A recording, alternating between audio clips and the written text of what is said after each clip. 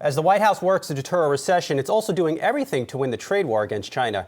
And while Chinese tech giant Huawei remains a focal point of the trade talks, the company's founder explained to the Associated Press that it isn't worried about any restrictions. If there's no America, we can still continue production, and we'll produce even better. It won't affect us at all.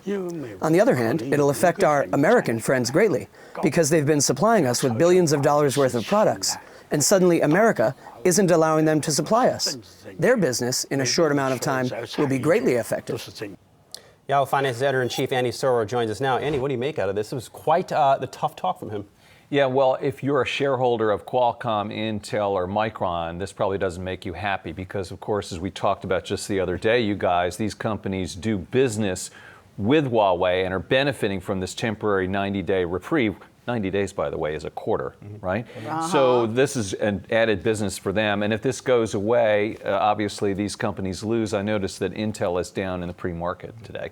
Do you think that, does this show the fact that Trump sort of keeps stepping back little by little, does it show that we are losing the trade war? Well, I think that it doesn't suggest that we're in a position of strength, Alexis, quite honestly. And we've seen the president and the administration, as you say, step back here and then also with the tariffs.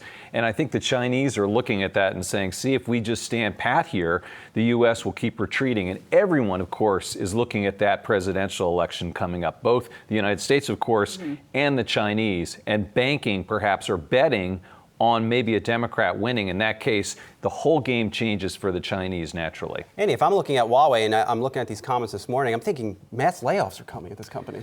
Yeah, except, it's hard to say, Brian. And, they could be doing contract work and setting up, say, for instance, chip fabs themselves in China or in other countries to make up for the chips that they're not going to be able to get from U.S. companies. Remember, I keep telling people that the Chinese are not just sitting there on their hands. They're anticipating that this is going to go on for a long time. And even if it's resolved, that it's never going to be the same. We're never going back to the glory days of globalism, maybe before President Trump was elected. So I think that everyone's working on contingency plans. We're talking about United States companies like Apple working on supply chain and not relying on China the way they used to. I just think that no one's going to go back to those glory days.